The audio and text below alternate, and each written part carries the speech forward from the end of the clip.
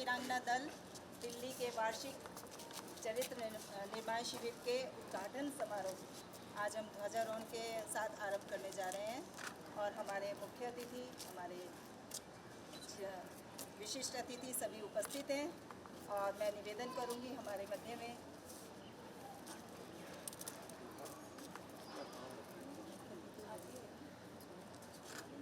सुषमा राजी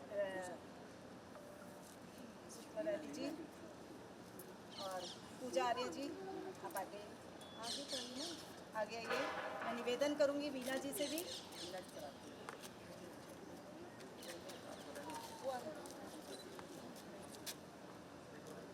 और निवेदन करूंगी रीना ठुकराल।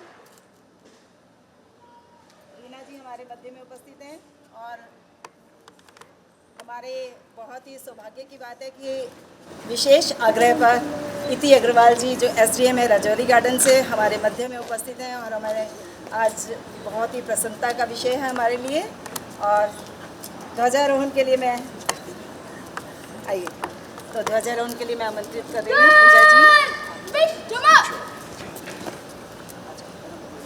ध्वजारोहण के लिए तो सच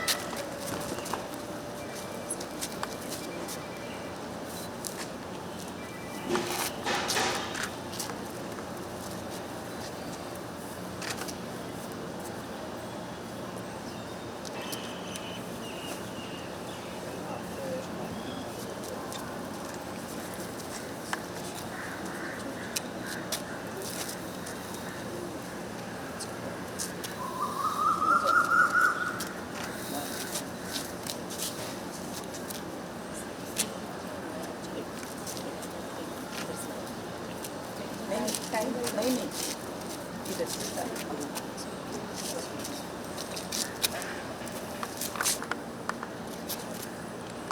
भाई जी उस वाला पीछे।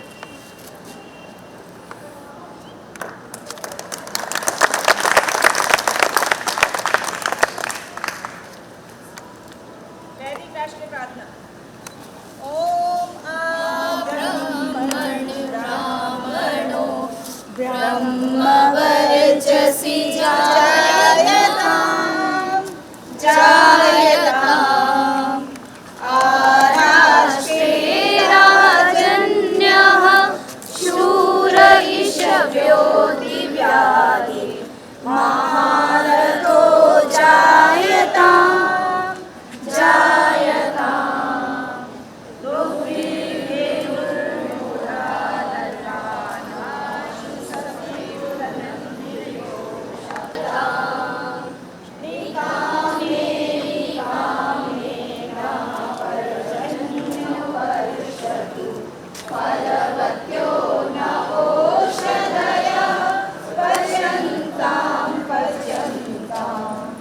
योगक्षेमो न कल्पताम्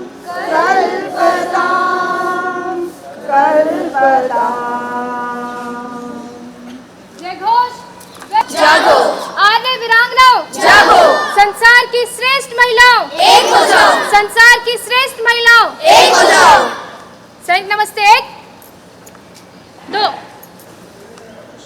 दल विश्राम दल सज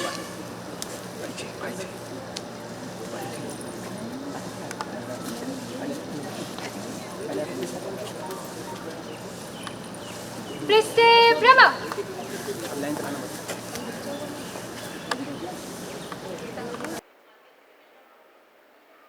श्री संजय कुमार जी, चेयरमैन रघुमल आर्य कन्या विद्यालय। मैं निवेदन करूंगी कृपया मंच पर आएं। और हमारे भाई धर्मपाल जी, प्रधान दिल्ली आर्य प्रदेश सभा, श्रीमती पूजा आर्य जी, वीना आर्य जी, श्रीमती रश्मि वर्मा जी।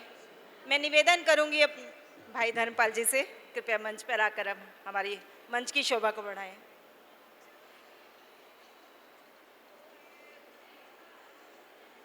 हमारी आज की मुख्य वक्ता सुश्री दीप्ति आर्या जी।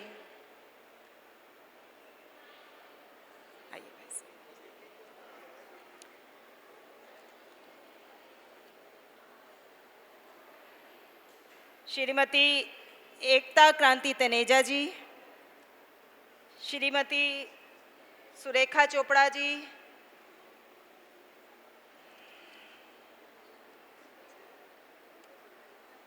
श्रीमती मंजू शर्मा जी, मैं निवेदन करूंगी कृपया मंच पर आएं।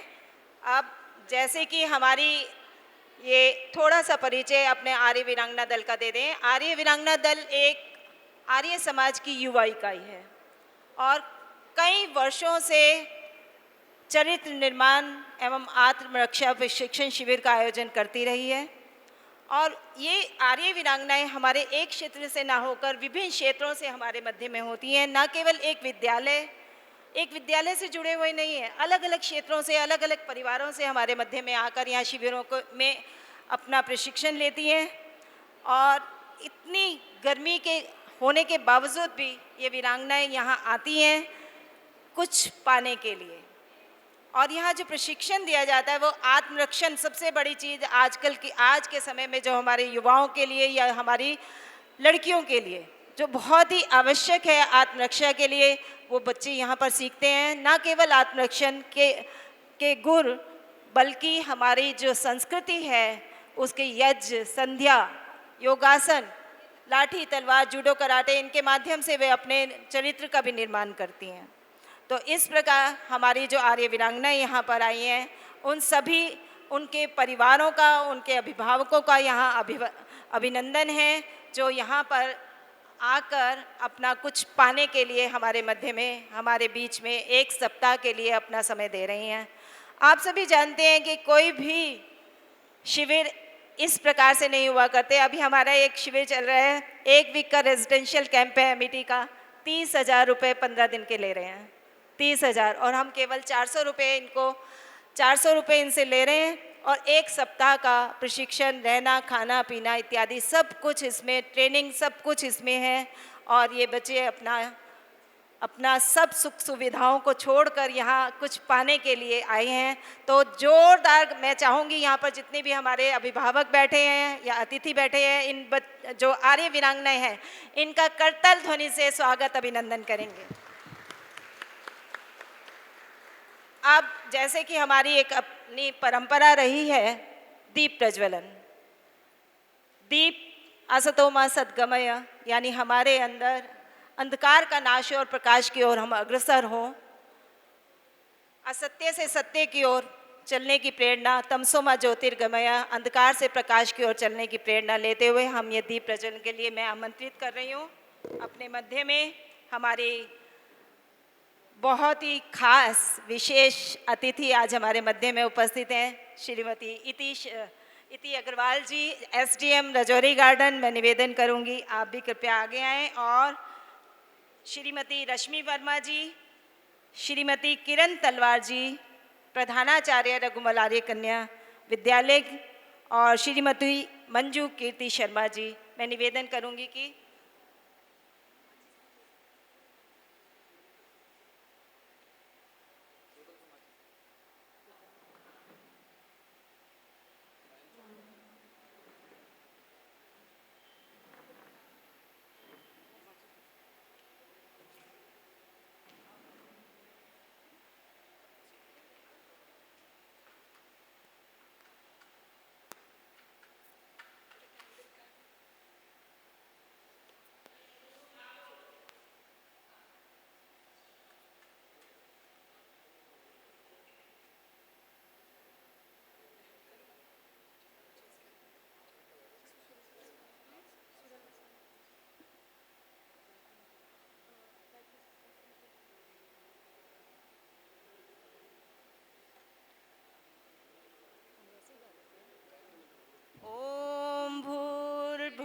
स्वः तत्सवितुर्वरेण्यं भर्गो देवस्य धीमहि धियो यो नः प्रचोदयात्।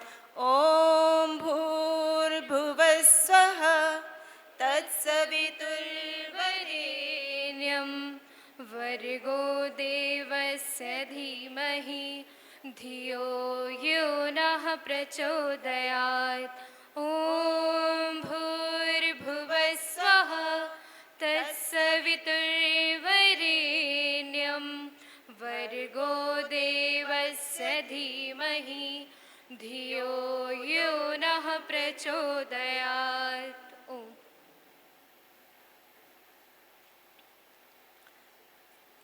इसी के साथ दीप प्रज्वलन का कार्यक्रम यहाँ समाप्ति की ओर और मैं आमंत्रित कर रही हूँ श्री बृहस्पति आर्य जी को, महामंत्री आर्यवीर दल दिल्ली प्रदेश। वे उनका हमारी मुख्य इति अग्रवाल जी का परिचय देंगे। बृहस्पति जी। बहुत बहुत धन्यवाद। आर्य वीरांगनाओं, बंधुओं, आर्य मातृशक्ति, आज बड़ा सौभाग्य का दिन है कि आर्य वीरांगना दल का प्रांतीय शिविर जो है वो प्रारंभ हुआ है और इस शिविर के अंदर हमारे सामने वीरांगनाएं बैठी हैं और कुछ वीरांगनाएं आज शाम तक और कल भी आएंगी। मैं बताना चाहूँगा कि आर्य वीरांगना दल आर्य समाज का यूथ विंग है, महिलाओं को लेकर के, वीरांगनाओं को लेकर के, और इनकी शाखाएं पूरी दिल्ली के अंदर लगती हैं और इन शाखाओं के अंदर वीरांगनाओं को जहां आत्मरक्षा के साथ साथ भारतीय संस्कृति जो वैदिक संस्कृति है उसके बारे में भी जानकारी दी जाती है और सनातन संस्कृति किस रूप में हमारे जीवन को परिवर्तित करती है। सनातन संस्कृति को मैं आप सब आर्य बंधुओं को ये भी बताना चाहूँगा कि जब हम माननीय श्रीमती इति अग्रवाल जी के पास में गए तो हमारा परिचय नहीं था। हम बहुत झिझक करके गए कि किस तरह से आपका रिस्पांस मिलेगा और आपने बहुत उत्साह से जो है हम सबसे बातचीत करी और जब हमने सनातन संस्कृति के विषय में बात करी तो बहुत उत्सुकता से आपने ये कहा कि आर्य समाज जो है वो सनातन संस्कृति को तो कैसे मानता है, क्या ये मूर्ति पूजा तो नहीं करता, इस तरह की कुछ बातें आपकी तरफ से आई। लेकिन मैं आपको ये जानकारी देना चाहूँगा कि आर्य समाज जो है वो सनातन संस्कृति का रक्षक है, पोषक है और आर्य समाज की स्थापना महर्षि दयानंद सरस्वती जी ने करी और महर्षि दयानंद सरस्वती जी की 200वीं जन्म जयंती को पूरे विश्व ने बड़े उत्साह से मनाया और उस 200वीं जन्म जयंती का जो उद्घाटन था वो हमारे देश के माननीय प्रधानमंत्री श्री नरेंद्र मोदी जी ने किया और बहुत उत्साह से आज भी पूरे विश्व में मनाया जा रहा है। और जो ये काल जो समय चल रहा है, इस समय में आर्य समाज का 150वां वर्ष चल रहा है। 150 साल आर्य समाज को स्थापित हो गए और पूरे विश्व में आर्य समाज 45 देशों में कार्यरत है। दिल्ली के अंदर 300 आर्य समाजें हैं जिसके आप अधिकारी के रूप में भी, एसडीएम सरकारी उसमें भी हैं और हमारे बीच में दिल्ली की जितनी समस्त आर्य समाज है और उसके अंदर जो स्कूल्स चलते हैं, विद्यालय चलते हैं या कोई गुरुकुल चलता है, उसके माननीय प्रधान जी हमारे बीच में श्री धर्मपाल आर्य जी हैं। एक बार मैं चाहूँगा दोनों माननीय अतिथियों के लिए जोरदार अभिनंदन, वीर ताली से अभिनंदन करें वीरांगनाएं।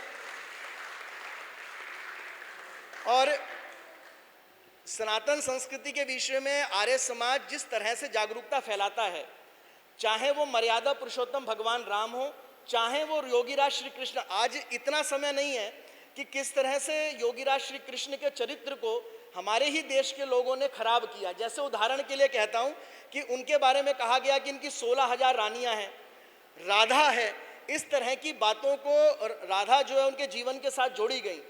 वास्तव में ये सारी जो चीज़ें गलत प्रसारित आर्य समाज के अंदर जो वो प्रसारित हुई हैं, आर्य समाज इनका खंडन करता है। आर्य समाज कहता है कि ना तो राधा नाम की कोई महिला योगीराज श्री कृष्ण के साथ उनका जुड़ाव रहा, ना ही उनकी 16,000 रानियां थी। उनका जो चरित्र था वो चरित्र योगी का चरित्र था।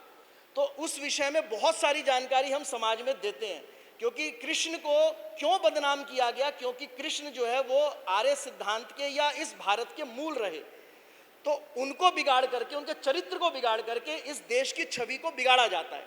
तो आर्य समाज ये कहता है कि आर्य समाज वेद के सिद्धांत पर चलता है, वेद की बात को करता है, अपने जो धर्म ग्रंथ हैं उनके अंदर वेद को प्रमुख रखता है, मनुस्मृति को प्रमुख रखता है, रामायण को, महाभारत को प्रमुखता से रखता है। तो उस चीज़ को लेकर के इन वीरांगनाओं के अंदर सनातन संस्कृति को लेकर के जो भाव होना चाहिए वो भाव इनमें पैदा किया जाता है इन कैंपों के माध्यम से, शिविरों के माध्यम से।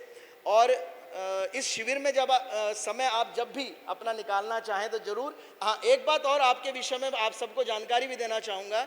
इस शिविर के अंदर और आर्यवीर दल के अंदर एनडीआरएफ की प्रशिक्षण इसके अलावा साइबर क्राइम को लेकर के जो महिलाएं भी और युवक भी जिस तरह से उसकी गिरफ्त में आ रहे हैं, और साथ में फर्स्ट एड प्राथमिक चिकित्सा को लेकर के हमने माननीय जी से निवेदन किया था, तो उन्होंने सहर्ष स्वीकार किया कि ये सारे प्रशिक्षण इस कैंप के अंदर वीरांगनाओं को देंगे, इसके बाद में जब आर्य वीरों का होगा तो उसमें देंगे।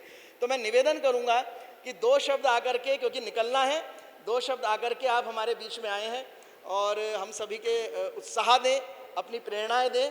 और एक महिला, एक बात और कहूँ, आज अगर पूरे भारत के अंदर अगर किसी भी रूप में महिला आगे बढ़ रही है या महिलाओं को शिक्षा का आज जो अधिकार है, और हम आज कहते हैं कि बेटी को पढ़ाओ, तो इसके मूल में अगर कोई है तो वो महर्षि दयानंद सरस्वती हैं।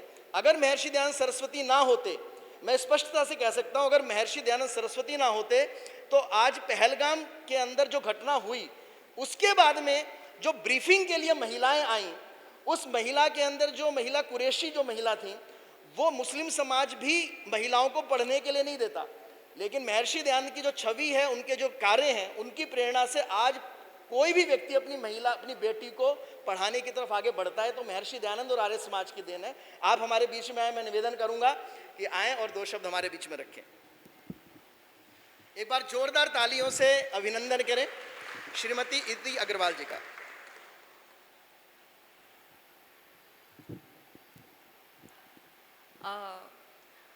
आप सभी को मेरा बहुत बहुत नमस्कार।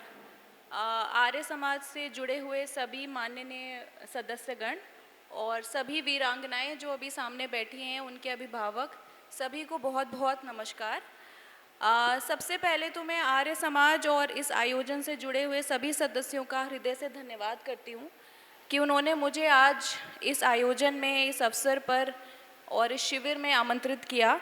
और ये मेरे लिए केवल एक मंच ही नहीं होगा, बल्कि एक जिम्मेदारी है कि समाज की बेटियों के साथ इस तरह की हम संवाद कर सकते हैं। इस शिविर में आज जो उद्घाटन हुआ है, जैसा कि मुझे बताया गया कि सभी किशोरी बालिकाओं का चरित्र निर्माण और आत्मरक्षा का प्रशिक्षण दिया जाएगा इस शिविर में।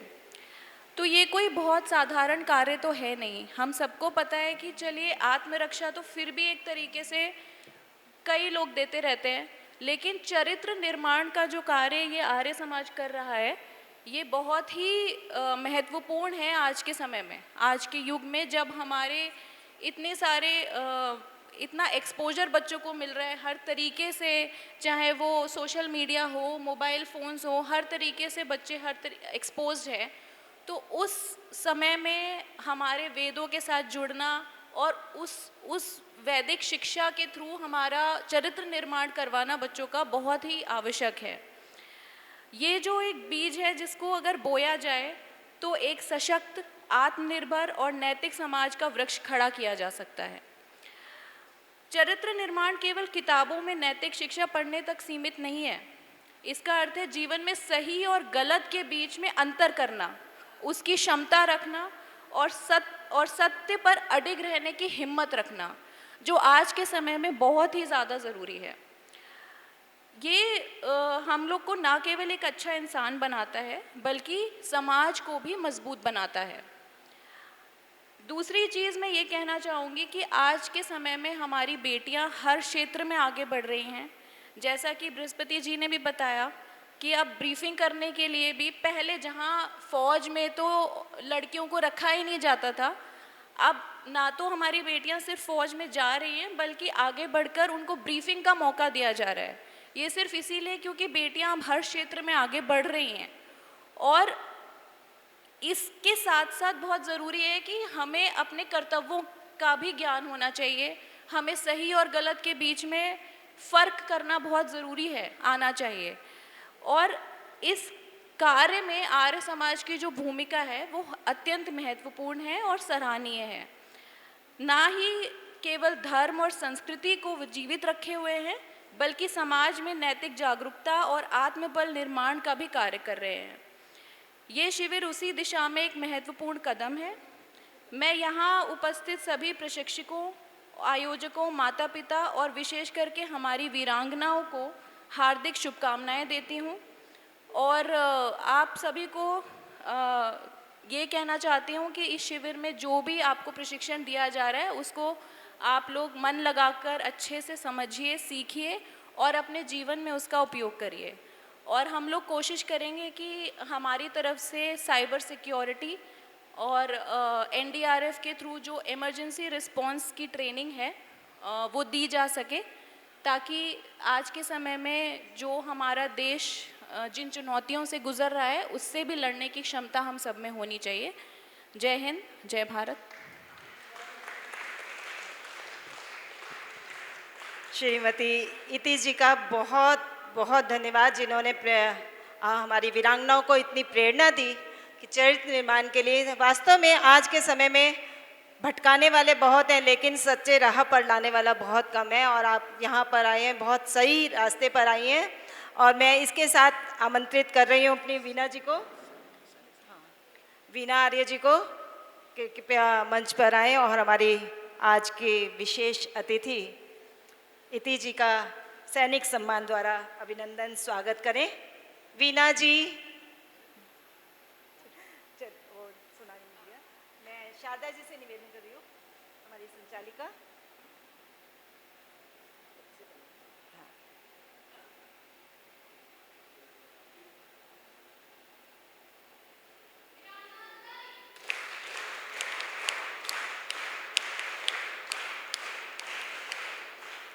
देखिए, कोई छोटा मोटा पद नहीं है। एसडीएम बहुत राज्य की जिम्मेवारी हो जाती है, अपने अपने क्षेत्र की पूरी जिम्मेवारी इनके कंधों पर है और वे इन्हें बखूबी निभा रही हैं। ऐसी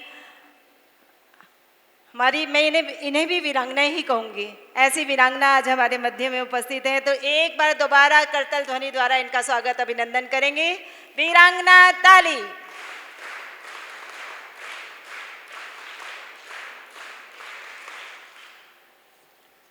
इसी के साथ मैं निवेदन करूंगी कि हमारी कोषाध्यक्षा कि कृपया आएँ और हमारे आज की हमारी अध्यक्षता कर रही महान विदुषी बहन हमारी डॉक्टर उमा शशि दुर्गा जी का अभिनंदन स्वागत करेंगी, अंजलि आर्य जी। और अभी इतनी प्रेरणा हमें दी इति जी ने, लेकिन किसी का बहुत व्यस्त इनका दिनचर्या रहती है, उसी व्यस्त दिनचर्या के कारण उन्हें हमारे बीच में से शीघ्र जाना है। अगर थोड़ा सा और समय दे सकते हैं तो बहुत अच्छी बात। बच्चों का एक अभी करा देते हैं, पहले करा देते हैं। सूर्य नमस्कार के लिए तैयार रखें, लेके आऊँ। और हमारे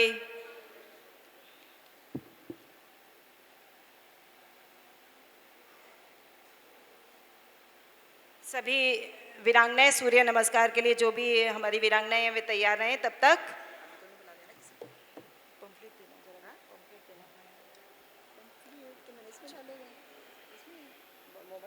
खुल के दो। और हमारी विजय रानी जी, मैं निवेदन करूंगी कृपया मंच पर आएँ और हमारे आज के मुख्य अतिथि श्रीमती रीना ठुकराल जी का सैनिक सम्मान द्वारा अभिवादन करें। विजय रानी जी। हमारी सह संचालिका लिपिका आर्या जी।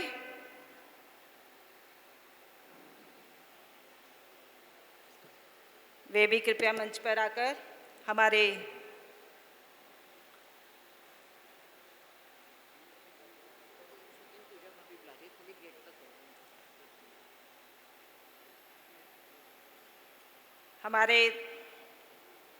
श्री संजय कुमार जी, चेयरमैन रघुमल आर्य कन्या विद्यालय, जिनके विद्यालय में रहकर हमारा ये 1 सप्ताह तक शिविर चलने वाला है। और हमें पूरा सहयोग आपकी तरफ से, पूरा आश्वासन भी मिला है कि किसी भी तरह की कोई भी कमी होने नहीं देंगे। और हम भी निश्चिंत रूप से आपके मध्य में आपके एक अतिथि बनकर आए हैं। और मैं निवेदन करूंगी लिपिका जी से,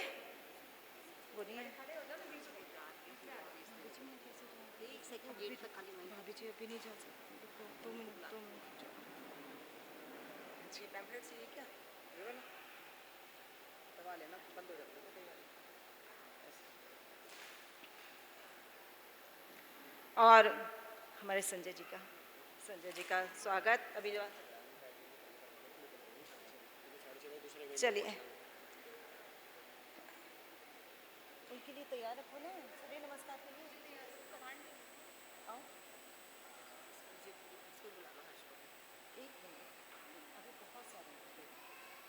हाँ जी, तो हमारी कोमल काजल जी अभी सूर्य नमस्कार के लिए वीरांगनाओं को आमंत्रित कर रही हैं।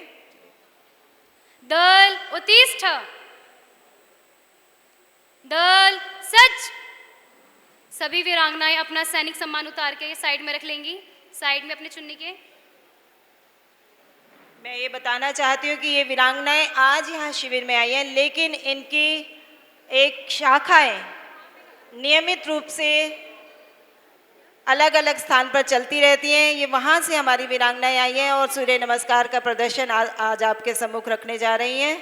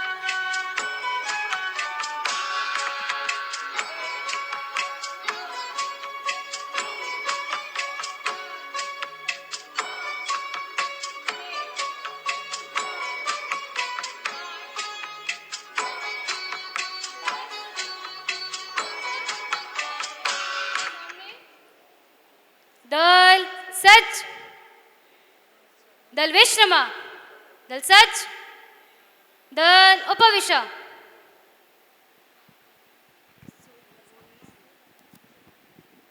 बहुत स्वस्थ बनाएगा। सूर्य नमस्कार में कुल 12 आसन होते हैं। अगर आप दिन में अगर एक बार ये भी कर लेते हैं तो बहुत लाभदायक होगा।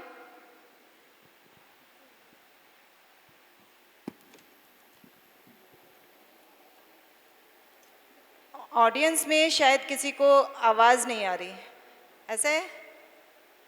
सबको सुनाई दे रही है मेरी आवाज़? क्लियर है? अभी आपने सूर्य नमस्कार देखा इन वीरांगनाओं के द्वारा। मैं कभी भी इनको बच्चे नहीं कहती, ये बच्चे नहीं हैं, बच्चे तो साधारण हुआ करते हैं, ये विशेष हैं जो यहाँ पर आई हैं वीरांगना दल के शिविरों में।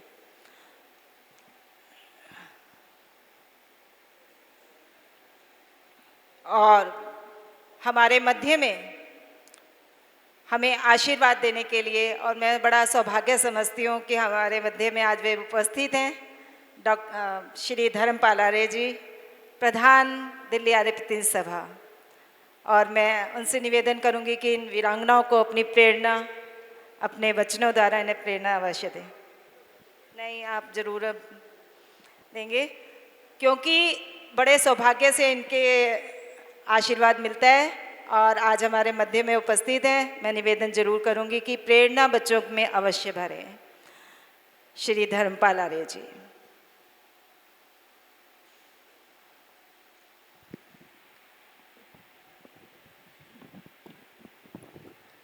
ओम। धन्यवाद विभा जी। सम्मान के योग्य हमारे आर्य समाज के और आर्य वीरांगना दल के सरपरस्त आदरणीय माता कृष्णा ठुकराल जी और आज की सभा के अध्यक्ष आदरणीय डॉक्टर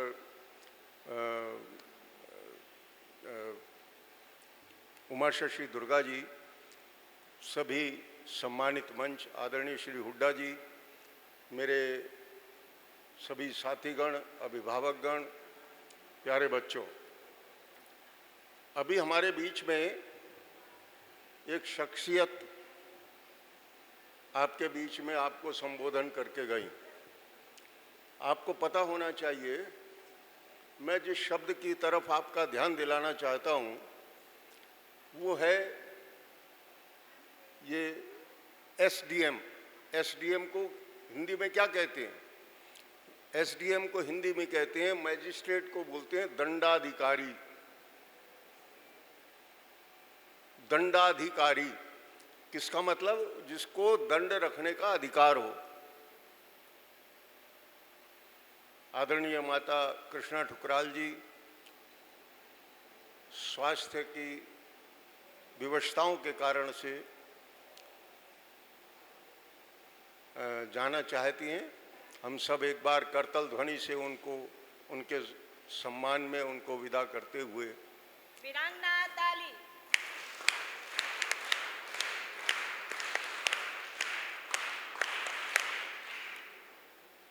प्यारे बच्चों, मैं जिस शब्द की ओर आपका ध्यान दिलाना चाहता हूं वो ये है कि हम यहाँ अनुशासन सीखने के लिए, अनुशासन में बद्ध होकर के अपने जीवन को सुधार और उच्च करने के लिए यहाँ आज उपस्थित हैं।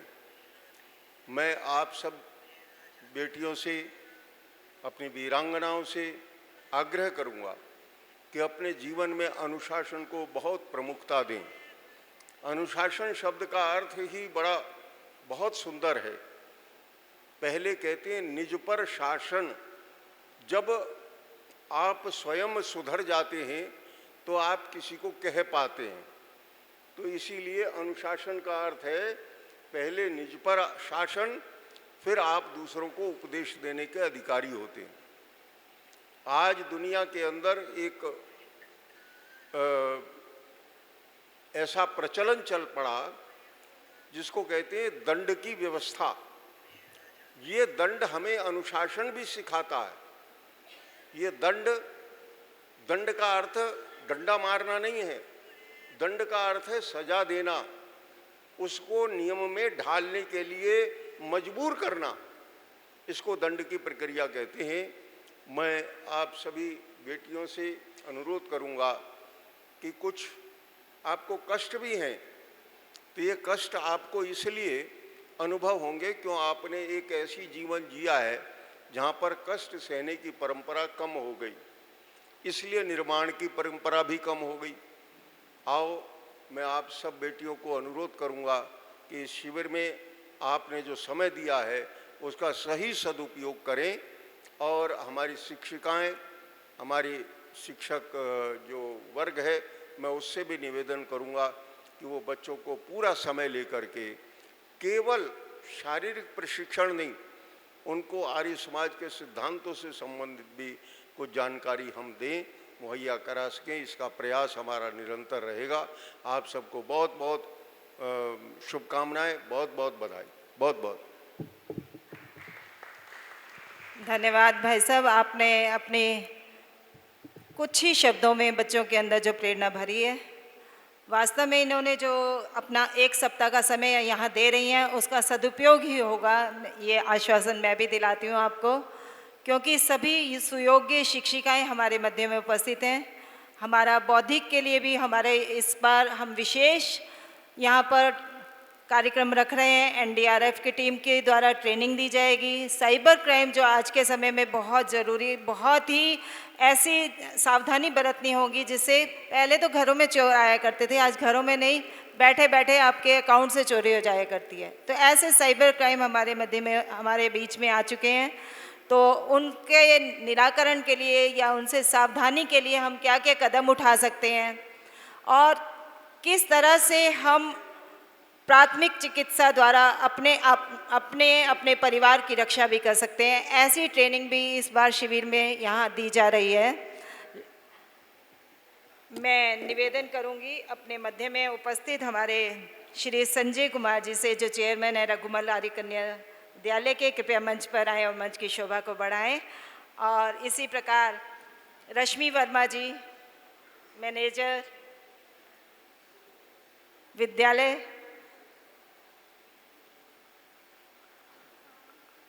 और श्रीमती किरण तलवार जी, जो प्रिंसिपल हैं, प्रधानाचार्य हैं रघुमल कन्या विद्यालय की, वे भी कृपया मंच पर आएं। और उप प्रधान आर्य समाज हनुमान रोड, जिनके सानिध्य में हमारा यह शिविर चल रहा है, श्री अरुण प्रकाश वर्मा जी से मैं निवेदन करूंगी कृपया मंच पर आएं। एकता जी भी हमारे मध्य में उपस्थित हो चुकी हैं। एकता क्रांति तनेजा, एकता जी, एकता जी आई थी, कहाँ पर है?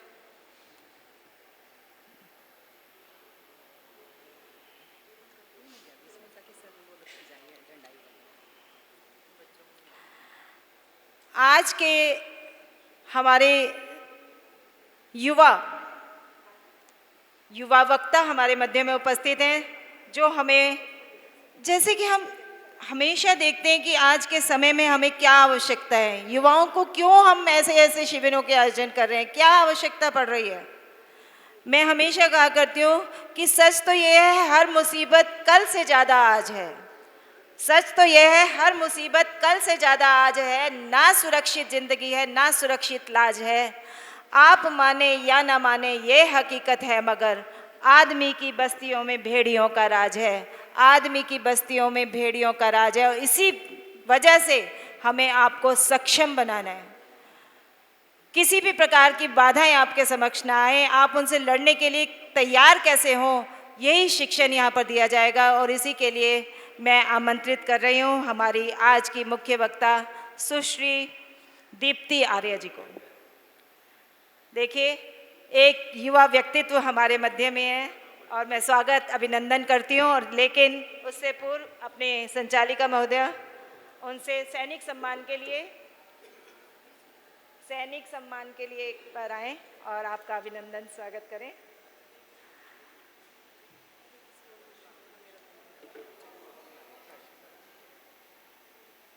बड़ी दो, छोटी है।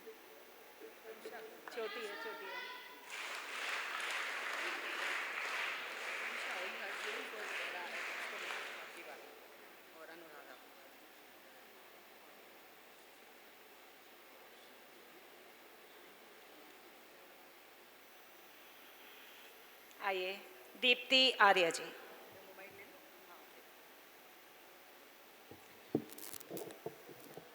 ओम।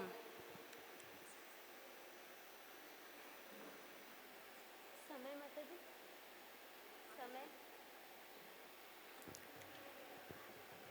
मंच पर उपस्थित सम्मानित विद्वज्जन, आर्य प्रतिनिधि सभा दिल्ली के प्रधान आदरणीय धर्मपाल आर्य जी, इस रघुमल आर्य कन्या विद्यालय के मैनेजर साहब, मातृशक्ति, और यहाँ पर जिनके स्नेह निमंत्रण पर मुझे उपस्थित होने का सौभाग्य प्राप्त हुआ, आर्य वीरांगना दल की संचालिका आदरणीय शारदा वर्मा माता जी, यहाँ उपस्थित धर्म प्रेमी, सत्संग प्रेमी, राष्ट्र प्रेमी सज्जनों एवं देश के भावी भविष्य आर्य वीरांगनाओं, थोड़ी सी चर्चा मैं आपसे करूँगी। आप सबने पहले भी इन शिविरों के माध्यम से बहुत कुछ सुना होगा, लेकिन एक छोटी सी घटना के द्वारा मैं आपको बताना चाहती हूँ कि आज समाज में या इस राष्ट्र में आर्य वीरांगना दल या आर्यवीर दल या अन्य जो भी आत्मरक्षा चरित्र निर्माण के शिविर इस राष्ट्र में चलते हैं, उनकी क्या आवश्यकता है। बम्बई में एक संस्कृत के अध्यापक 2 मुस्लिम बच्चों को संस्कृत पढ़ाया करते थे, लेकिन वो मुस्लिम बच्चे प्रायः कभी 10 मिनट के लिए आते थे, कभी 15 मिनट के लिए आते थे, कभी आते ही नहीं थे, लेकिन उनके परिवार के द्वारा उन गुरुजी को पूरी फीस दी जाती थी। एक दिन चूँकि संस्कृत के शिक्षक थे और संस्कार बिना व्यर्थ में बिना परिश्रम किए पैसा लेना उन्हें भी अच्छा नहीं लग रहा था, तो उन्होंने एक बार उनके माता पिता को फ़ोन किया और कहा कि देखिए, आपके बच्चे कभी तो 10 मिनट आते हैं, महीने में कभी 15 दिन आते ही नहीं हैं, कभी 5 मिनट के लिए आते हैं, लेकिन आप मुझे पूरे महीने का व्यय करते हैं और ऐसा कई महीनों से चला आ रहा है। आप ऐसा क्यों करते हैं? या तो आपके बच्चे बीच में कहीं रह जाते हैं, खेलने लग जाते हैं, या वो संस्कृत को पढ़ना नहीं चाहते हैं, तो आप उनसे पता करिए कि आखिर वो कर क्या रहे हैं जो वो समय से कक्षा में नहीं पहुंच पा रहे हैं। यहाँ उपस्थित जो अभिभावक हैं और यहाँ पर जो मेरी बहनें बैठी हैं, इस घटना को बड़े ध्यान से सुनना, आपको समझ में आएगा कि हमारी आपकी तैयारी क्या है और उनकी तैयारी क्या है। उनके माता पिता ने उन गुरुजी से कहा, चाहे मेरे बच्चे 2 मिनट के लिए आएं, लेकिन मैं आपको पूरा पैसा दूंगी और वो 2 मिनट ही आपको पढ़ाना है, क्योंकि आपकी कक्षा से ठीक पहले हमारे बच्चे मदरसे में जाकर के मौलवी जी से तालीम की शिक्षा लेते हैं और मैं इनकी उस शिक्षा को बंद नहीं कर सकती हूँ, चाहे इनकी ये संस्कृत की शिक्षा छूट जाए। अर्थात वो अपने धर्म ग्रंथों के प्रति, अपने व्यक्तित्व के प्रति, अपनी नीतियों के प्रति कितने सचेत हैं, कितने अडिग हैं। आज यहाँ उपस्थित मातृशक्ति, जो भी अभिभावक यहाँ पर आए हैं, ये बड़े चिंता का विषय है कि हमारी क्या तैयारी है और वो क्या तैयारी कर रहे हैं। एक समय अभी जब पहलगाम अटैक हुआ तो मैंने ट्विटर पे एक कमेंट देखा और उस कमेंट में लिखा हुआ था, कहाँ है आरएसएस के वो भगवाधारी जो बड़ी बड़ी बातें करते हैं और अनेक राष्ट्रीय सेविका समिति के, राष्ट्रीय सेवा संघ के आयोजन करते हैं। मुझे उनकी वो बात बहुत अच्छी लगी कि जब देश पे संकट आया तो कहाँ थे वो नौजवान, लेकिन वहाँ पर मुझे एक दर्द हुआ कि उस कमेंट को करने वाले इतने बड़े व्यक्ति ने कहीं पर भी आर्यवीर दल या वीरांगना दल का नाम नहीं लिया। इसके पीछे कारण क्या है? हम कौन थे, क्या हैं और क्या होंगे अभी? आओ विचारें मिलकर के ये समस्याएं सभी। आज हमें थोड़ा सा चिंतन करना है। अभी मुझसे पूर्व आपने मुख्य अतिथि इति अग्रवाल जी को सुना और वो एक बात कह रही थी कि इन शिविरों की आवश्यकता क्यों है। आर्यवीर दल या आर्य वीरांगना दल हमारी दोनों ही संस्था आर्य समाज की उप शाखाएं हैं, उनके अंतर्गत कार्य करती हैं और इन शिविरों को भी संचालित करने के लिए 400 रुपये में तो 8 दिन तक यहाँ पे भोजन पानी सभी सुविधाएं नहीं होती। ये स्कूल का आपको परिसर मिल गया, कुछ हमारे प्रधान जी के द्वारा आप दान ले लेंगे सभा से, इसी प्रकार से आप इस शिविर को करेंगे। और ऐसा नहीं है बच्चों, आप मेरे सामने बैठे हो, मैं कोई आपसे अपरिचित नहीं हूँ। मैंने भी 17 वर्ष गुरुकुल में अध्ययन किया और कई बार इसके 4 वो होते हैं। एक आप सामान्य सीख रहे हो, एक उसके बाद आप शाखा नायक बनोगे, उसके बाद आप उप व्यायाम शिक्षक बनोगे, फिर आप व्यायाम शिक्षक बनोगे। और मैंने ये सभी ट्रेनिंग गुरुकुल में प्रतिवर्ष हम लोगों को निःशुल्क दी जाती थी आर्य वीरांगना दल की तरफ से। तो ये सारी ट्रेनिंग मैंने की है। लेकिन मैं आपको बताऊं, ये आर्य समाज की उप शाखा है और इसका उद्देश्य क्या है? क्यों आर्यवीर दल और आर्य वीरांगना दल जैसे संगठनों को इस देश में बनाया गया? 1926 में उस घटना को याद करिए जब एक अब्दुल रशीद नाम के व्यक्ति ने स्वामी श्रद्धानंद जी की निर्मम हत्या की थी।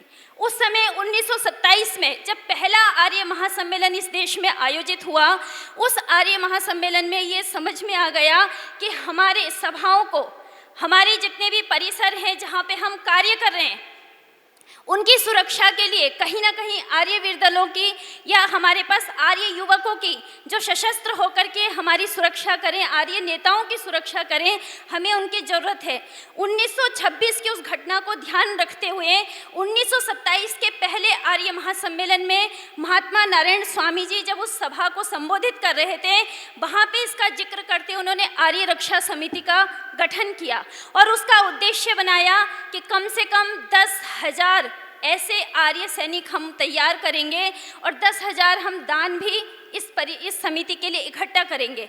चूँकि वो कार्य बहुत जल्दी बहुत ही अच्छी तरीके से पूरा हो गया और उसके बाद एक बहुत ही मैं कहूँ शूरवीर व्यक्ति जिनकी बहुत दूरदर्शी की योजनाएं थी, एक ऐसे व्यक्ति ने इस समिति को आर्यवीर दल का नाम दिया और उन्होंने इसके प्रधान के रूप में इसकी शपथ ग्रहण करी, जिनका नाम था ओम प्रकाश त्यागी जी। और उन्होंने अनेक प्रकार से इसके संगठनों को, और जिस प्रकार से मैं आपको बता रही थी किस किस प्रकार से तैयारी होती है, वो करी। आज मैं भी आपसे कह रही थी हम क्या थे और क्या होंगे। हम क्या थे? आप भूल गए नोखली पश्चिम बंगाल की वो घटना जब वहाँ मुस्लिम गुंडों का शासन था। वहाँ उन हिंदुओं की रक्षा के लिए कौन पहुँचा? आर्यवीर दल के सदस्य पहुँचे। हैदराबाद सत्याग्रह को कौन नहीं जानता? हम भूल गए नहीं?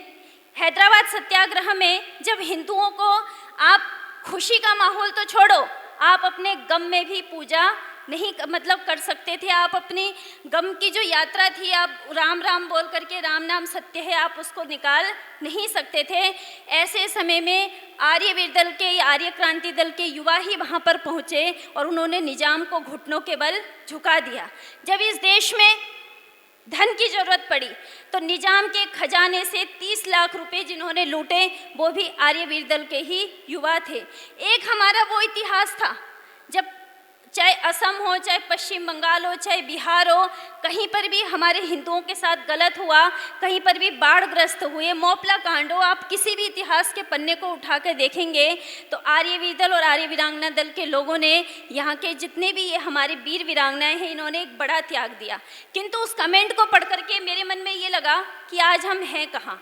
मैं आपको ये विदित करा दूँ कि कुछ समय से मैं पिछले बहुत दिनों से इस चीज़ को नोट कर रही थी।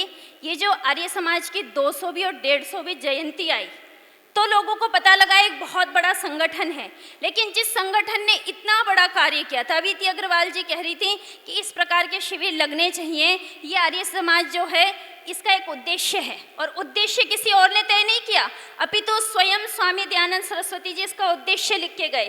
क्योंकि आर्यवीर दल और आर्य वीरांगना दल इसकी उप शाखा है और इसकी युवा शाखा है, तो हमें इसके पालन करने के लिए इस संगठन को इसका ध्यान रखना होगा। उन्होंने वहाँ पे एक बात लिखी कि इस समाज का मुख्य उद्देश्य क्या है? शारीरिक, आत्मिक और सामाजिक उन्नति करना। आज ये जितने बाबा जेलों में बंद हैं, आज आप जितने इन बाबाओं को कथा करते हुए देखते हैं, अपनी संस्कृति को डुबाते हुए देखते हैं, अपनी कथाओं में वहाँ बैठी जो माताएं बैठी हैं वो हाथ ऊपर करके बोलती हैं राधे राधे, जब आप इनको देखते हैं तो आपको ये ध्यान रखना चाहिए ऋषिदेव दयानंद ने कितनी दूरदर्शिता का परिचय दिया कि शुरू के 5 नियमों में सिद्धांत रखे कि आर्य समाज किसको मानता है? वेद को मानता है। आर्य समाज का ईश्वर कैसा है वो उसके दूसरे नियम में उसकी व्याख्या करी और छठे नियम पर आकर के रुके और बोला कि आर्य समाज का उद्देश्य है शारीरिक, आत्मिक और सामाजिक उन्नति करना। अर्थात जो व्यक्ति अपनी शारीरिक उन्नति नहीं कर सकता, अपनी आत्मरक्षा नहीं कर सकता, समय पड़ने पर उसके ऊपर अगर कोई अटैक कर दे तो वो अपनी आत्मरक्षा के लिए कुछ नहीं कर सकता, वो आत्मिक उन्नति क्या करेगा? और जो व्यक्ति अपनी आत्मिक उन्नति नहीं कर सकता वो समाज में जाकर के सामाजिक उन्नति क्या करेगा? इसी बात को ध्यान में रखते हुए, इस उद्देश्य को ध्यान में रखते हुए ऋषिवर ने बड़ी दूरदर्शिता का परिचय दिया और इस नियम को लिखा। और आजकल तो हम कहते हैं ना बहनों, आपने सुनी होगी ना ये बात कि अपनी बच्चियों को पराठे बनाने से पहले कराटे करना सिखाएं। अर्थात इनको घर में गोल रोटी बनाने से पहले इनको कराटे सिखाएं, इनको आत्मरक्षा सिखाएं, क्योंकि आत्मरक्षा बहुत ज़रूरी है। दूसरी बात, अभी माता जी कह रही थी कि एक विषय है कि क्यों इन शिविरों में आना चाहिए, चरित्र निर्माण की। देखिए, मैं बहुत इस पर बोलना नहीं चाहूँगी क्योंकि उनकी हजारों शाहीन बाग में बैठी रहीं, तो कुछ नहीं हुआ और हमारी एक शेरनी नुपुर शर्मा धार पड़ी तो उस पर 57 देश उनके हिल गए। इसलिए मैं इस विषय में बहुत ज़्यादा नहीं बोलूँगी, लेकिन मैं एक बात बोलूँगी। आज ये देश एक बहुत बड़ी देश नहीं, ये संपूर्ण विश्व, अभी मैं कुछ समय पहले आपको मंच से बता दूं, एक मैंने फिल्म देखी जिसका नाम था डुप्लीमेट, जिसका नाम मतलब होता है दोहरा चरित्र। एक बच्ची जो लव जिहाद के चक्कर में फंसी है, उसको दूसरे देश से लाने के लिए हाई कमीशन को, क्योंकि हमने तो वो घटनाएं देखी नहीं, हम तो छोटे छोटे थे, तो उस घटना को दिखाया गया कि कितने दिनों तक उनको दूसरे देश के साथ लड़ना पड़ा एक छोटी सी बच्ची को सिर्फ वहाँ से निकालने के लिए। तो आज इस देश में एक समस्या ने बहुत व्यापक रूप में जन्म लिया है जिसका नाम है लव जिहाद।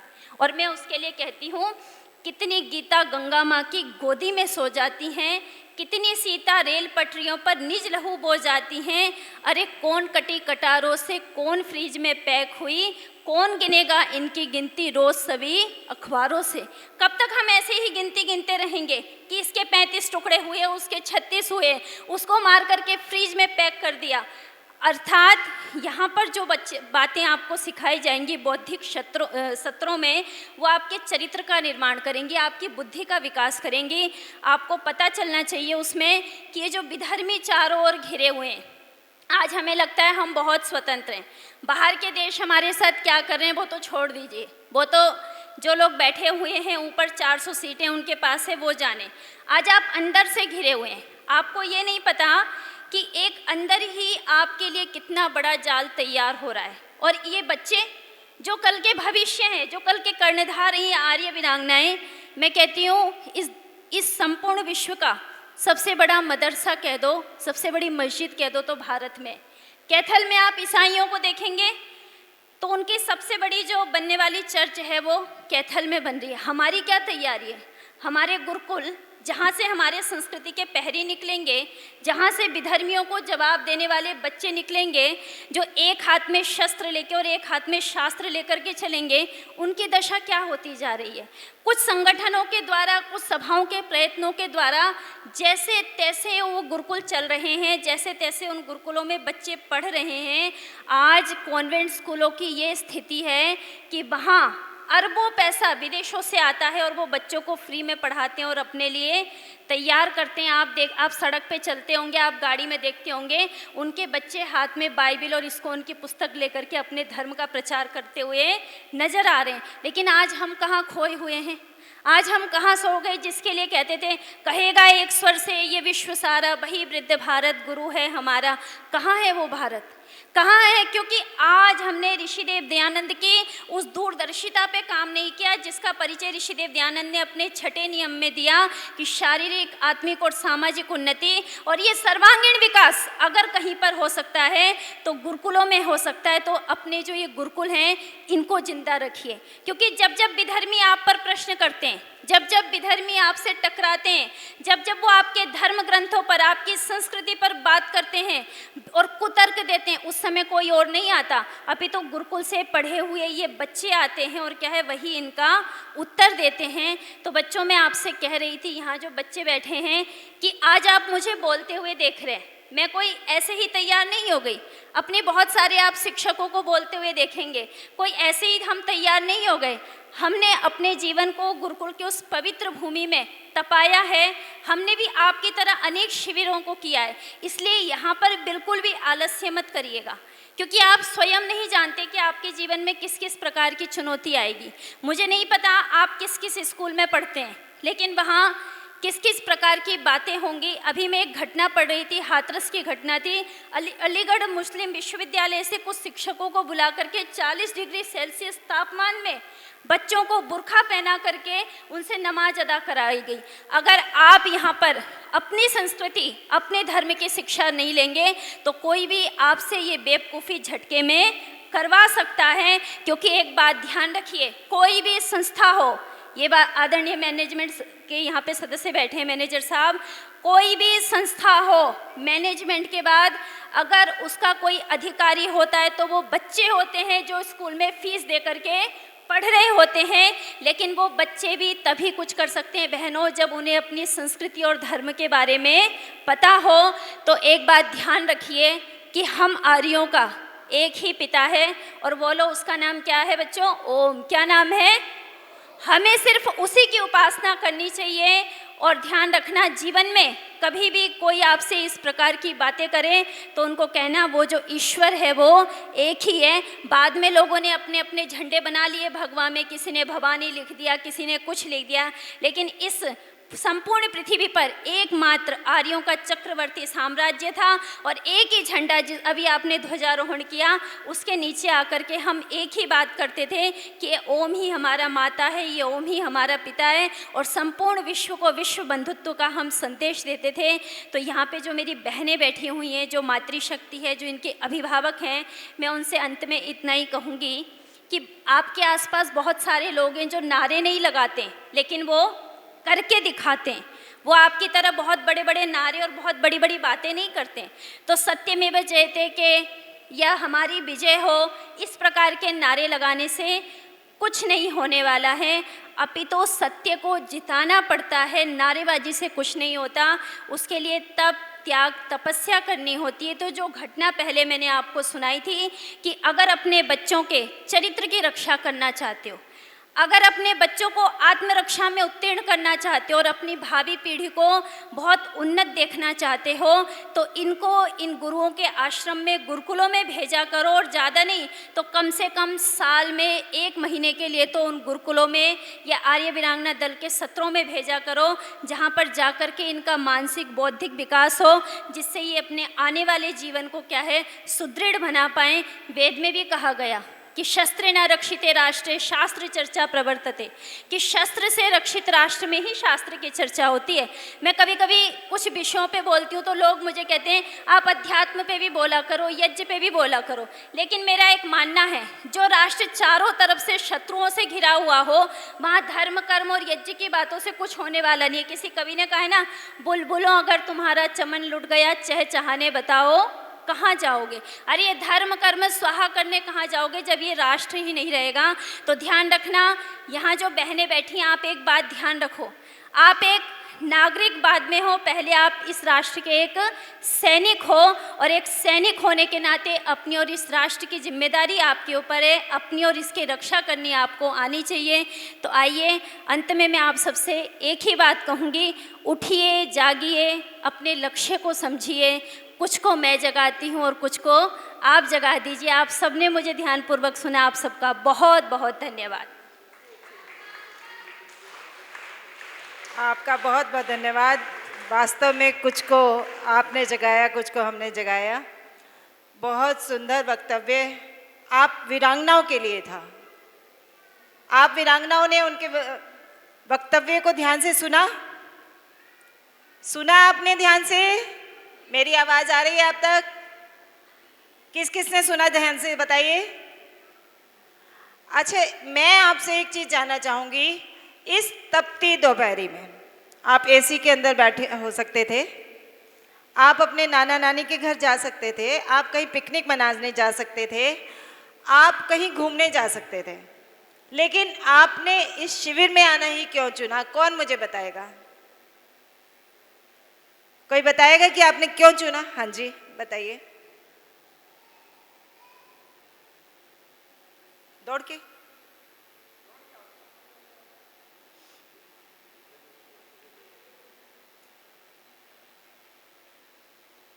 हमने इस शिविर में आने के लिए इसलिए किया, इससे हमें कोई शिक्षा मिलेगी और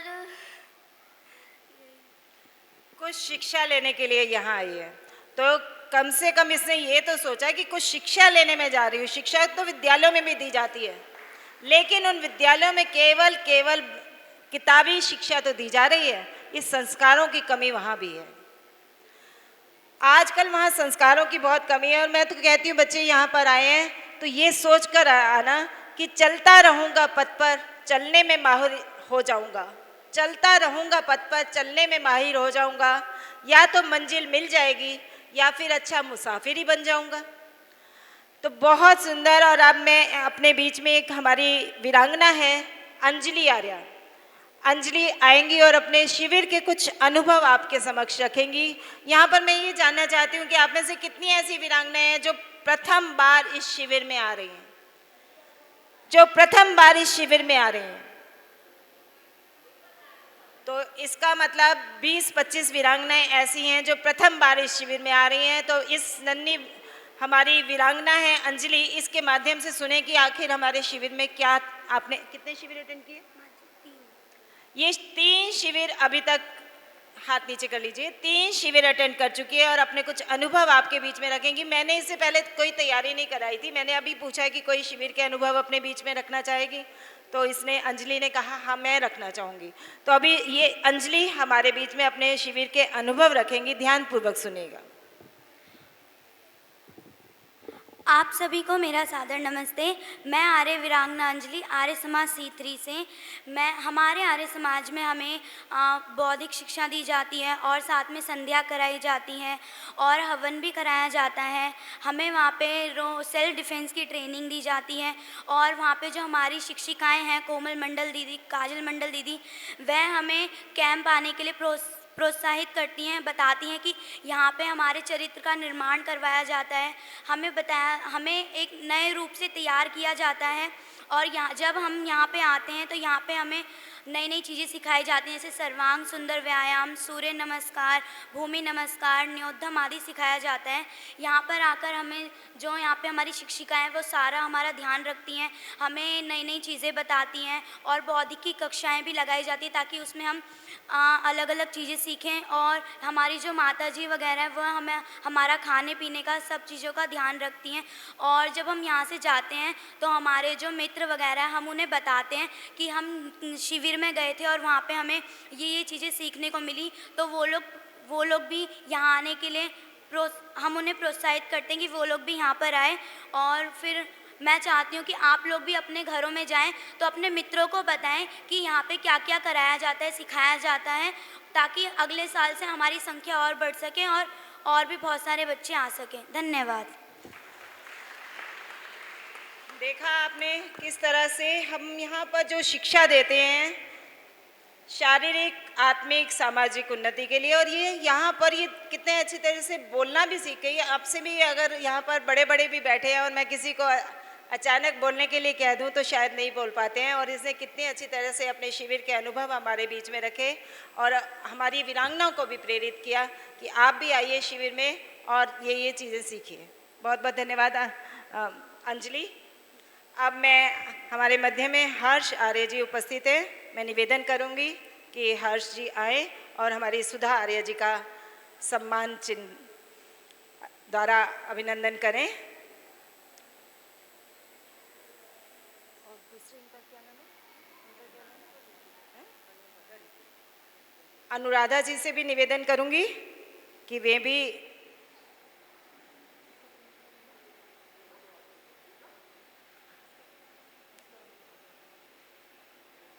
रश्मि आर्य जी का स्वागत अभिनंदन करेंगी। और रितु जी आप भी कृपया मंच पर आए और हमारे प्रधानाचार्य जी किरण जी का अभिनंदन स्वागत करें।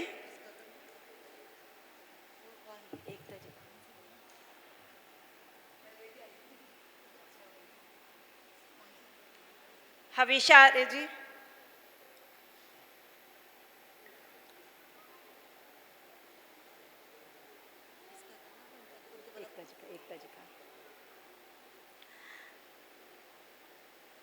देखिए हमारे बीच में एक सबसे छोटी वीरांगना भी आई हुई है, सबसे छोटी वीरांगना भी है विदिशा आर्य। आप आए हविशा जी, और हमारे अरुण प्रकाश जी का स्वागत अभिनंदन। हो गया? आप करेंगे?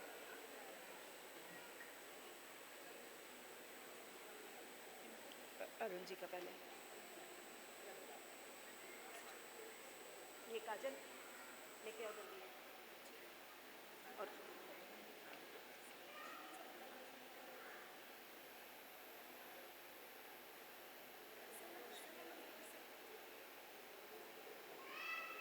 काजल एक और लेके आओ, उनका सुधा जी का स्वागत।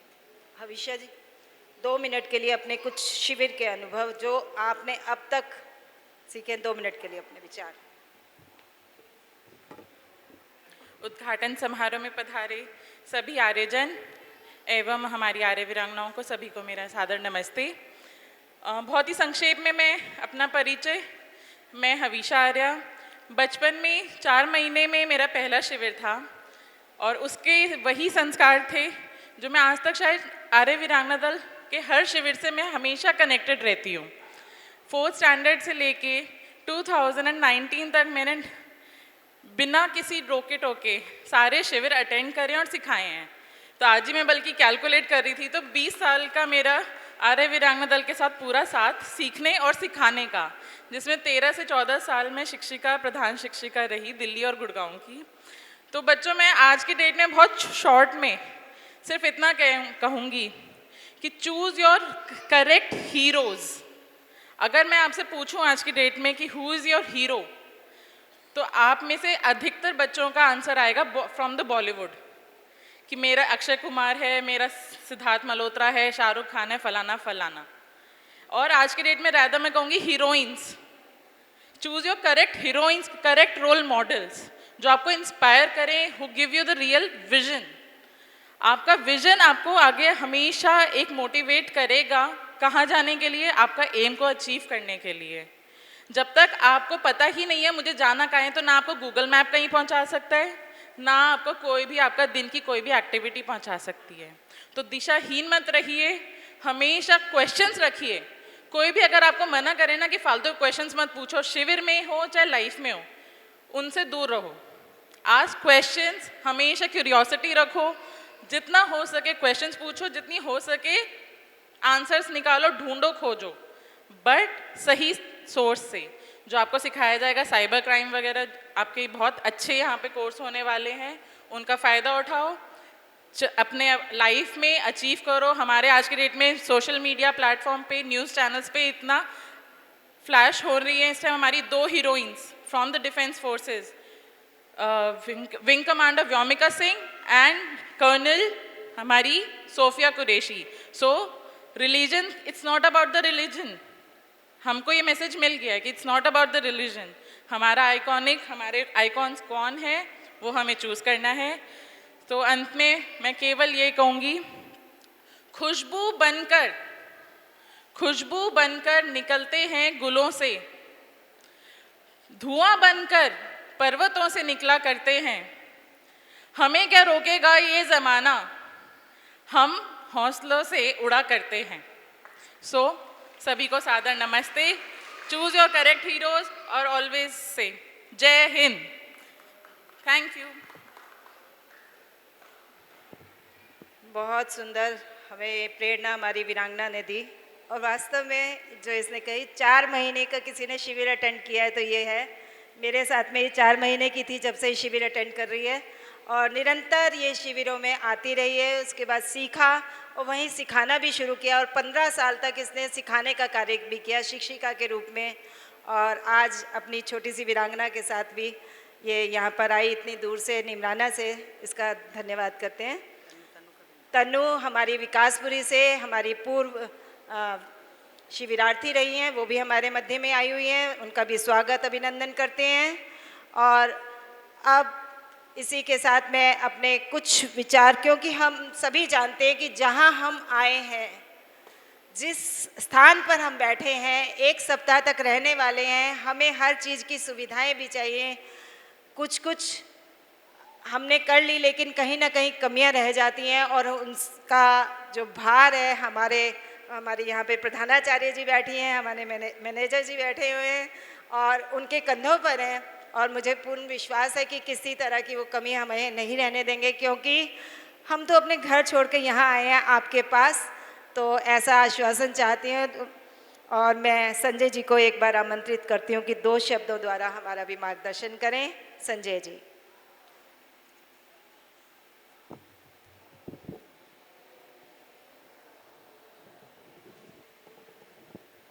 मंच पे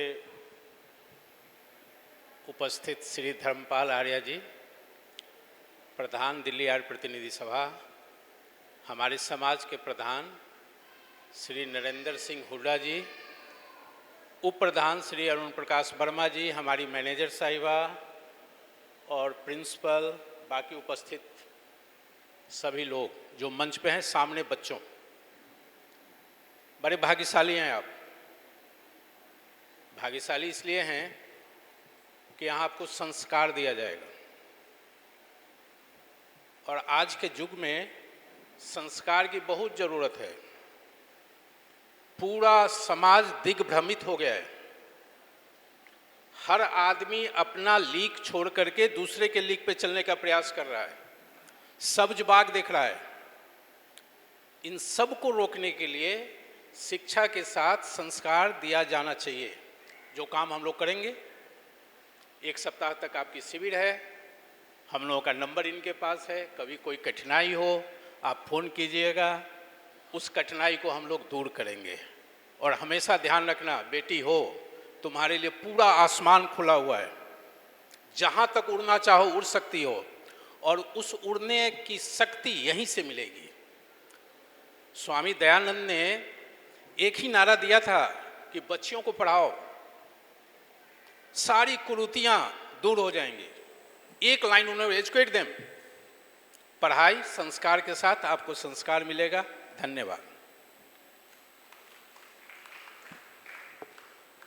आप वीरांगनाओं के लिए उन्होंने कितनी बात कही कि वीरांगनाओं, लड़कियों को पढ़ाओ। लड़कियों को पढ़ाने से हमारे समाज का उद्धार हो सकता है। आज अगर नारी अशिक्षित रही तो हमारा पूरा परिवार अशिक्षित हो जाएगा।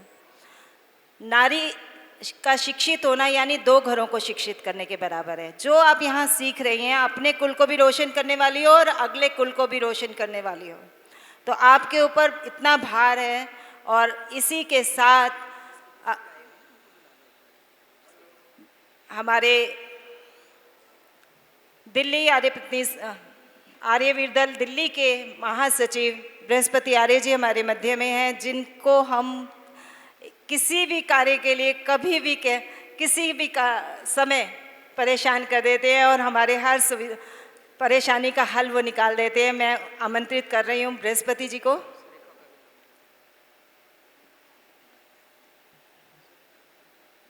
चले गए?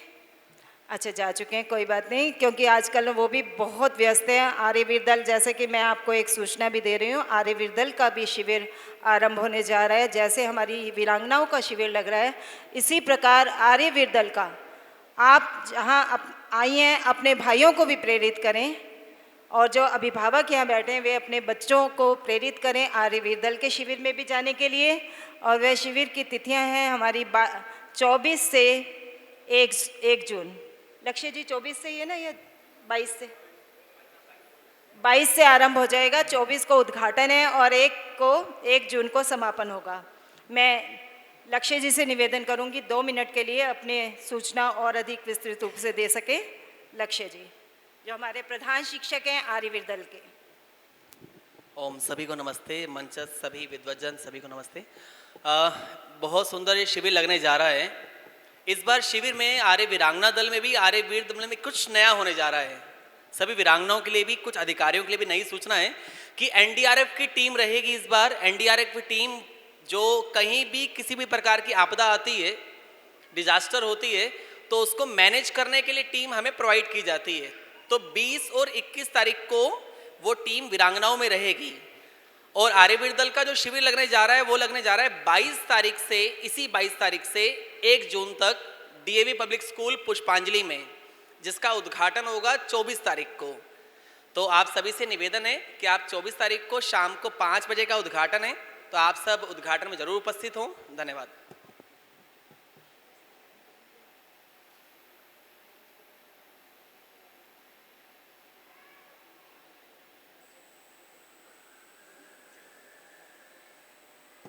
आपको पूरी सूचना मिल चुकी है। एक बार पुनः मैं दोहरा देती हूँ हमारे शिविर की रूपरेखा क्या रहेगी। बौद्धिक हमारा आर्य संस्कृति से प्रेरित तो हो गई, हमारी वैदिक संस्कृति, आर्य संस्कृति का परिचय हम देते रहेंगे, संध्या या जाप सीखते रहेंगे। लेकिन कुछ नया जो इस बार शिविर में है वह है एनडीआरएफ की टीम द्वारा, वह है साइबर क्राइम के लिए, और तीसरा है हमारा प्राथमिक चिकित्सा, जो कि हम किस प्रकार से एकदम डॉक्टर के पास नहीं भाग सकते।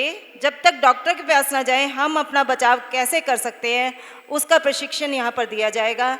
और आए हुए सभी अभिभावकों का मैं हृदय से आभार व्यक्त करती हूँ जिन्होंने अपने बच्चों को यहाँ भेजा। सबसे बड़ा तो धन्यवाद उन्हीं का है जिन्होंने अपने बच्चों को प्रेरित किया और यहाँ तक लेकर आए। आज कितने अभिभावक यहाँ बैठे हैं, उन सब का हम करतल ध्वनि द्वारा अभिवादन, स्वागत, धन्यवाद करते हैं। हमारे मध्य में सुरेखा जी भी आई हुई हैं। मैं आपका आर्य वीरांगना दल की ओर से हार्दिक स्वागत, अभिनंदन करती हूँ और 2 मिनट के लिए आपके विचार रखवाना चाहती हूँ। 2 मिनट के लिए सुरेखा जी आएँ और हमारी वीरांगनाओं को अपने कुछ विचार दें।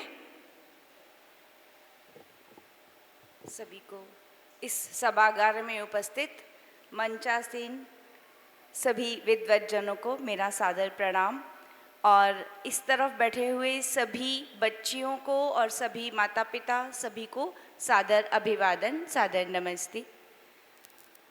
बेटा, वेद में एक मंत्र आता है, ओम स्वस्ति पंथाम अनुचरेम सूर्या चंद्रमसाविव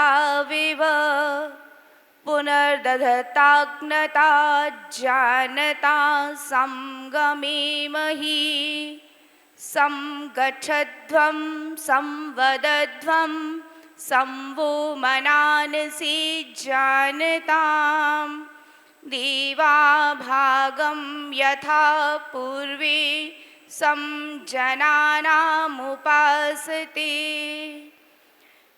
सभी बच्चियां एक बात मेरी ध्यान से सुनो। आप यहाँ पर आए हो, कितने बच्चे हैं जो अपनी इच्छा से आए हैं? हाथ खड़ा करो, हाथ नीचे। कितने बच्चे हैं जो अपने माता पिता की इच्छा से आए हैं? आपका मन नहीं था, माता पिता ने कहा कि आप जाओ। चलिए, सब बच्चियां अपनी इच्छा से आई हैं, ये बहुत अच्छी बात है। अब बेटा, जब हम यहाँ पर आए हैं और हम बहुत अच्छे से बैठे हैं, कमर सीधी करके बैठे हैं, बिल्कुल कमर सीधी, बहुत अच्छा। मालूम है हम कमर सीधी करके क्यों बैठते हैं बेटा? मालूम है कमर सीधी करके क्यों बैठते हैं? कोई बच्चा जवाब देगा मुझे इस बात का? भगवान ने ना हमारी बैकबोन सीधी बनाई है। मनुष्य के अलावा कोई भी जानवर, चाहे वो गाय हो, चाहे बकरी हो, चाहे शेर हो, चाहे डॉग हो, चाहे कैट हो, वो यूं सीधा नहीं चल सकता। ऐसे चलते हैं 4 पाँव पे, है ना। बैठता थोड़ा बंदर थोड़ी देर बैठ लेता है इस तरह से, लेकिन मनुष्य ही है जो इस तरह से बैठ सकता है। हमारे ब्रेन में अच्छी ऑक्सीजन जाए, हमारे मस्तिष्क में अच्छी ऑक्सीजन जाए, इसलिए हमारी बैकबोन का सीधा होना बहुत ज़रूरी है। जब हम पैदा हुए थे ना, माँ के पास थे, सबसे पहले हमारी बैकबोन रीढ़ की हड्डी बनी थी, उसके बाद बाकी बॉडी पार्ट्स बने थे। हमारी बॉडी, हमारे जो 8 चक्रास हैं, 8 चक्रास वो हमारी बैकबोन से ही उनका ओरिजिन है, वहीं पर कहीं लोकेटेड होते हैं अलग अलग पॉइंट्स पे। जितनी बच्चियां यहाँ बैठी हैं, सब बच्चों के पास आंखें कितनी हैं? हाथ कितने हैं?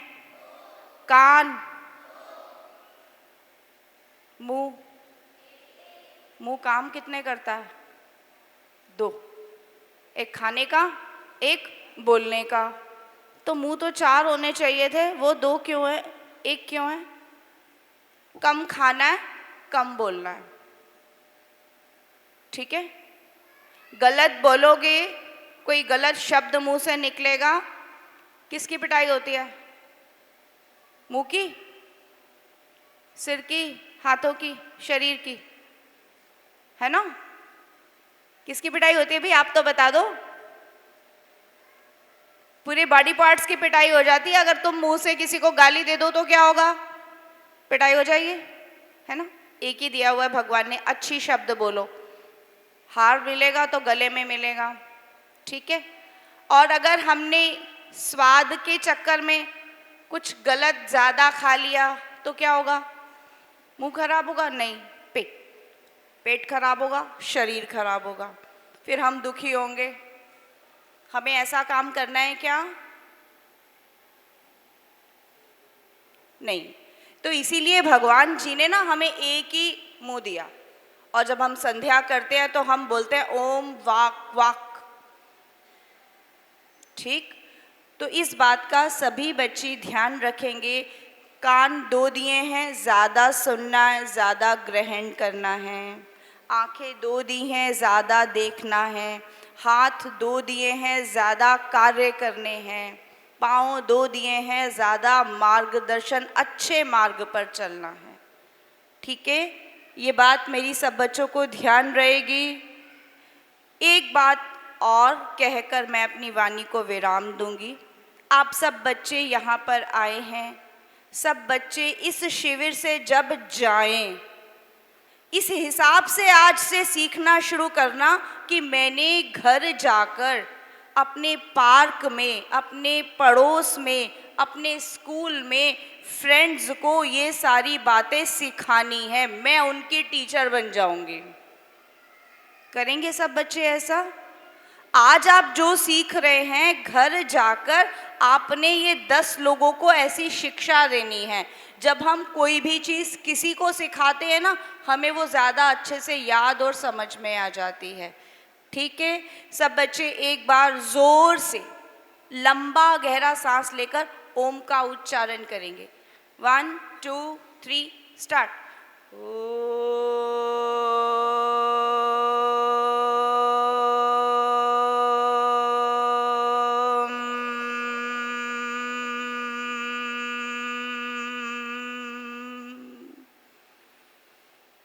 स्वस्थ। धन्यवाद। धन्यवाद सुरेखा जी।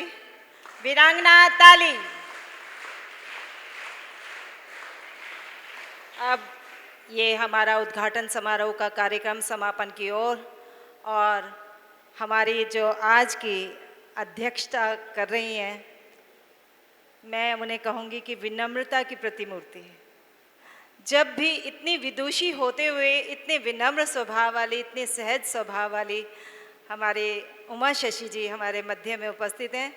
और ये आप ये देखिए कि अध्यक्षता जो करते हैं, पूरा समय बैठकर बड़े ध्यानपूर्वक सुनना भी होता है, और बाद में वे अपना अध्यक्षीय भाषण आपके समक्ष रखेंगे। और मैं ऐसी विनम्र हमारी विदुषी डॉक्टर उमा शशि दुर्गा जी को आमंत्रित कर रही हूँ अपने अध्यक्षीय भाषण के लिए और आशीर्वाद के लिए।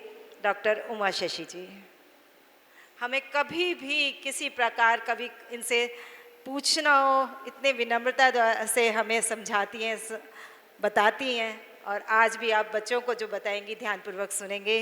डॉक्टर उमा शशि जी।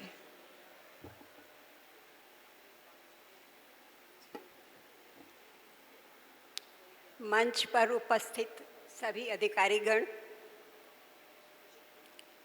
आर्य वीरांगना दल की संचालिका और इस कार्यक्रम की संचालिका श्रीमती विभा आर्य जी, इस हॉल में उपस्थित सभी अभिभावकगण तथा अतिथिगण और वीरांगनाएं,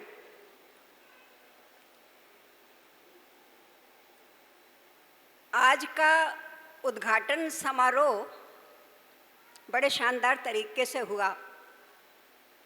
सारी वीरांगनाओं ने सर्वप्रथम विद्यालय के प्रांगण में जाकर ध्वज को फहराया, बड़े अनुशासन से फहराया। पुनः अनुशासन से आकर हॉल में बैठी जहां कार्यक्रम का प्रारंभ होना था। सबसे पहले उद्घाटन समारोह में बृहस्पति आर्य जी ने मंच पर उपस्थित जो नए अतिथिगण आए थे और जो नई वीरांगनाएं आई थी, उनको वीरांगनाओं का वीरांगना दल का और वीर दल का परिचय दिया कि आखिर क्यों इन शिविरों की आवश्यकता होती है और आर्य समाज क्यों इन शिविरों को लगाता है। बड़े विस्तार से उन्होंने नए अतिथियों को इसका विवरण प्रस्तुत किया। उसके पश्चात जो हमारे मुख्य अतिथि थी आज की एसडीएम साहिबा रजौरी गार्डन की, अपने अमूल्य समय में से कुछ समय निकाल कर यहाँ वीरांगनाओं को बताने के लिए उपस्थित हुई थी कि इन शिविरों की आवश्यकता क्यों है। उन्होंने भी बड़े विस्तार से, बड़ा प्रेरणादायक ढंग से उन एसडीएम साहिबा ने आप वीरांगनाओं को बताया। आप वीरांगनाओं के दल में सारे वीरांगनाओं के मन में भी एक प्रश्न उठ रहा होगा, काश मैं भी इनके स्थान पर होती, क्योंकि वो आयु में बहुत बड़ी नहीं थी लेकिन पद उनका ऊंचा था, योग्यता से वो इस पद पर पहुंची थी। तो अवश्य आपके मन में भी ये आया होगा। उसके पश्चात हमारी आज की विदुषी मुख्य वक्ता पूजा जी, उन्होंने बड़े विद्वतापूर्ण ढंग से,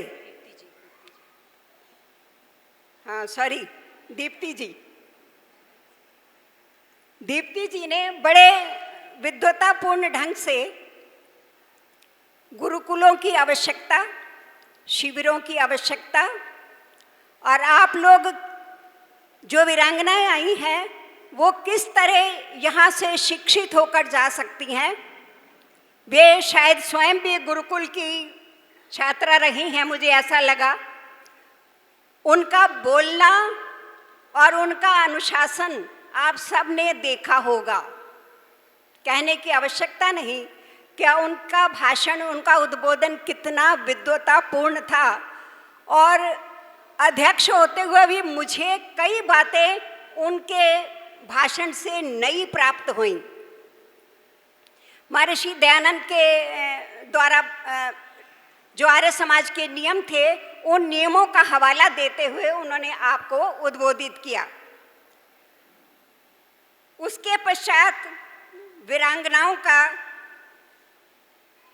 मंच पर आना प्रारंभ हुआ और वीरांगनाओं ने अपने अनुभव प्रस्तुत किए जो सचमुच में प्रेरणादायक थे। और सबसे अधिक प्रेरणादायक तो हविषा आर्य जी का था, जो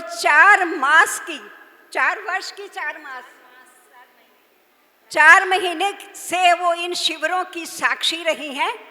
पहले उन्होंने प्रशिक्षण प्राप्त किया है और फिर प्रशिक्षण दिया है।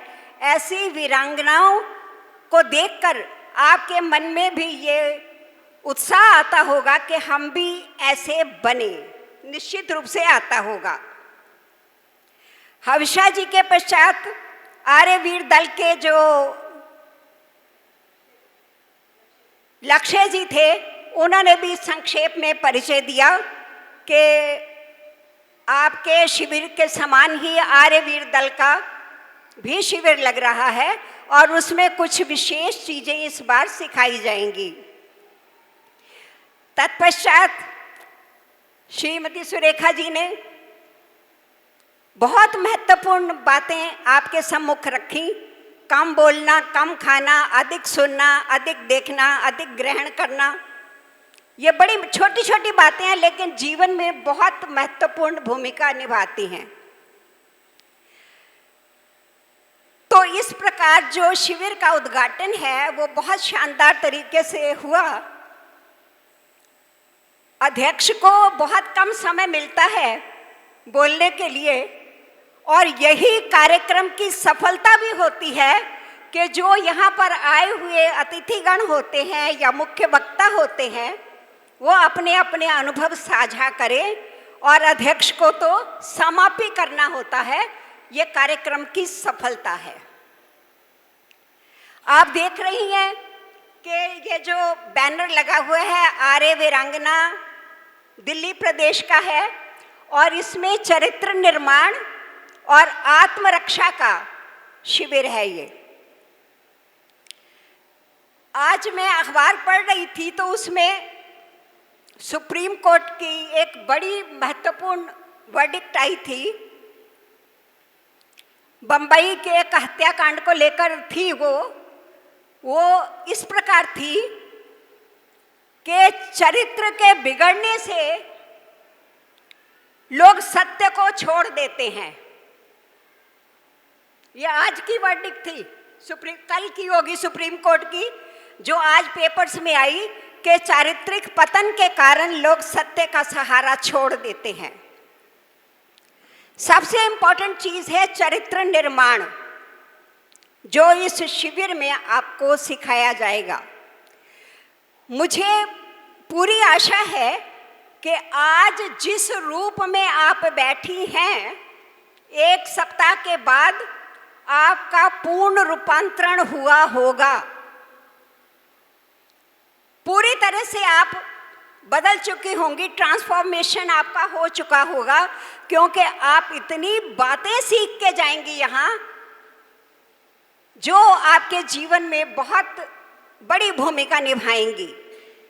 आप स्वयं तो अपना चरित्र निर्माण करेंगे ही, अपने संपर्क में आने वाले अपने मित्रों का, अपने परिवारजनों का, अपने अड़ोसी पड़ोसी सबका मार्गदर्शन भी कर सकेंगे।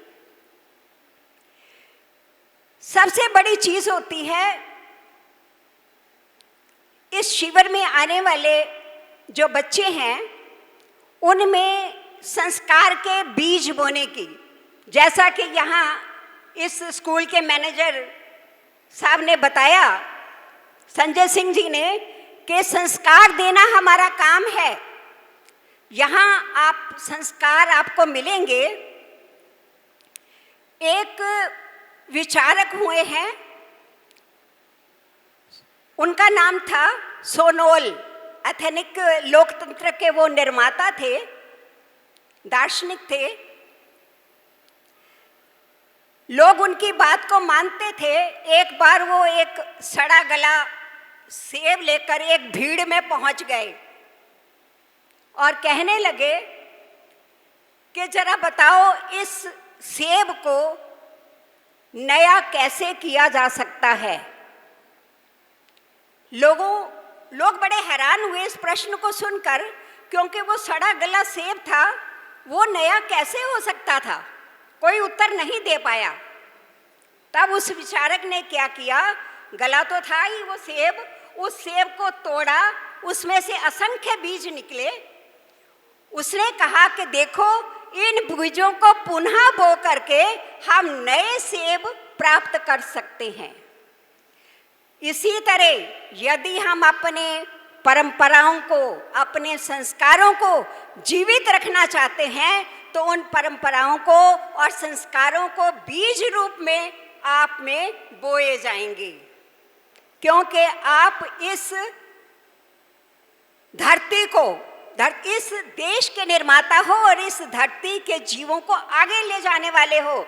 इसलिए ये मानवता के बीज, संस्कार के बीज, चरित्र निर्माण के बीज आप में बोए जाएंगे। यहाँ आप बहुत कुछ सीख करके जाओगी। हमारा देश तो वीरांगनाओं से भरा हुआ है। आप देखो कि इस समय 300वीं जयंती मनाई जा रही है अहिल्याबाई होलकर की। अहिल्याबाई होलकर को राजा, मालवा के राजा ने मंदिर में सेवा करते हुए देखा था और अपने पुत्र के लिए पुत्र वधू के रूप में उनको चुन लिया था। वो संस्कारिक पुत्री महारानी बनकर मालवा में आई, लेकिन दुर्भाग्य ऐसा कि कुछ वर्षों बाद ही पति की मृत्यु हो जाती है और समय पाकर ससुर भी चले जाते हैं और उनका एक बेटा था, वो भी काल कवलित हो जाता है। रह जाती हैं अहिल्याबाई। उन्होंने बड़ी सूझबूझ से, बड़ी राजनीतिज्ञता से, बड़ी प्रखरता से मालवा को संभाला और अपनी पुत्री का विवाह अपने देश को, अपने मालवा को डाकुओं से, जिस व्यक्ति ने बचाया था यशवंत राय फेण से, उसके साथ उसका विवाह किया। उसके पश्चात अहिल्याबाई ने सारे मंदिरों का जीर्णोद्धार किया। क्या हरिद्वार, क्या काशी, क्या मथुरा, सोमनाथ, जितने भी मंदिर जीर्ण शीर्ण हो चुके थे या आक्रांताओं ने जीर्ण शीर्ण कर दिए थे, तोड़ दिए थे, उनका पुनरुद्धार कराया। ऐसी वीरांगनाएं हमारे देश में हुई हैं। जब उन्होंने देखा कि जो आक्रांता है वो मंदिरों को तोड़ रहे हैं, तो उन्होंने मंदिरों के नीचे गर्भगृह में देवालयों की स्थापना की। इस तरह के संस्कार थे अहल्याबाई होलकर के। ऐसी वीरांगनाओं को अपना आदर्श बनाइए ना। हमेशा ने अभी यहाँ पर कहा था कि हमारी आदर्श आजकल कौन है। आदर्श बनाइए ना व्योमिका सिंह को, आदर्श बनाइए अहल्याबाई को, आदर्श बनाइए आप प्रीतिलता वाडेकर को, जिसने 27 वर्ष की उम्र में जब हाथों में मेहंदी लगाने का समय था उसने बंदूक पकड़ी और अंग्रेजों का मुकाबला किया। सूर्यसेन की वो फॉलोवर थी और सूर्यसेन के कहने पर 27 वर्ष की आयु में वो मृत्यु को प्राप्त हो जाती है। और सूर्यसेन ने कहा था कि देखो तुम्हारे शरीर को विदेशी हाथ ना लगा पाए, तो उसने जैसे ही विदेशियों के हाथ में आई उसने साइनाइड खा लिया, देश की खातिर, देश की रक्षा के लिए, कि कभी विदेशी मेरे शरीर को हाथ ना लगा दे। रानी झांसी का नाम सुन लो, ये है तुम्हारी, ये होनी चाहिए तुम्हारी आदर्श। सुरेखा जी ने भी नाम लिया उसका, कुरैशी जी का, सोफिया कुरैशी जी का। क्या हम लोग ऐसे नहीं बन सकते? क्या तुम लोग ऐसी नहीं बन सकती? सोचो जरा, ये फिल्मी नायिकाएं जो हैं इनको देखना भी छोड़ दो। मैं तो कहती हूँ ये नायिका नहीं, भांड हैं ये लोग। ये शब्द अच्छा नहीं है, पर आप लोगों को समझाने के लिए शब्द का प्रयोग करना पड़ रहा है। अपनी नायिकाएं बनाओ जो सच में वीरांगनाएं हुई हैं और देश की रक्षा के लिए हमेशा तत्पर रहती हैं। इन्हीं शब्दों के साथ मैं आप सबको शुभकामनाएं देती हूँ और एक सप्ताह बाद फिर आपसे मिलूंगी और आपको देखूंगी कि आप कितनी रूपांतरित हुई हैं और क्या क्या सीख कर आप यहाँ से जा रही हैं। मुझे यहाँ पर आप सबसे मिलने का अवसर प्रदान दिया। मैं वीरांगना दल की संचालिकाओं का आभार व्यक्त करती हूँ और आपने बड़े धैर्यपूर्वक मुझको सुना। बहुत बहुत धन्यवाद। धन्यवाद डॉक्टर उमा शशि जी का, जिन्होंने वास्तव में क्रांतिकारी शब्दों के माध्यम से हमारे वीरांगनाओं में जो विचार भरे। आपका बहुत बहुत धन्यवाद।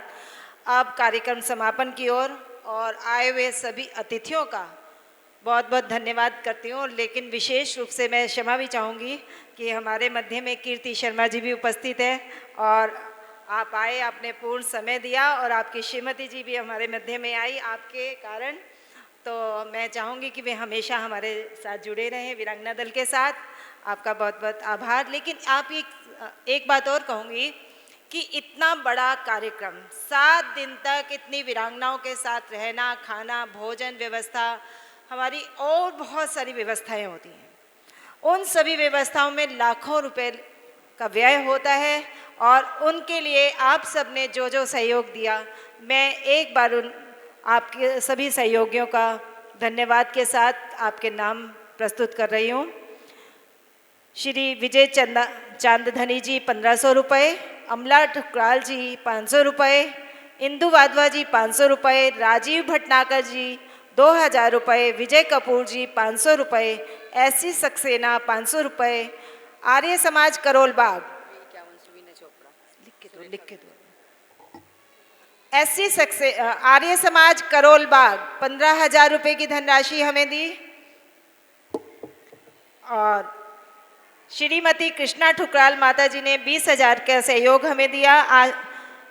अशोक कुमार गुप्ता जी 11,000 रुपये और श्री नरेंद्र हुड्डा जी जो प्रधान हैं आर्य समाज हनुमान रोड, उनके द्वारा भी 11,000 की धनराशि हमें दी गई और 11,000 की धनराशि हमारे जो अभी इस कार्यक्रम की अध्यक्षता कर रही थी डॉक्टर उमा शशि दुर्गा जी, उन्होंने भी 11,000 की धनराशि का चेक देकर हम सब वीरांगनाओं को जो सहयोग दिया, वीरांगना दल को सहयोग दिया, मैं उनका बहुत बहुत धन्यवाद करती हूँ।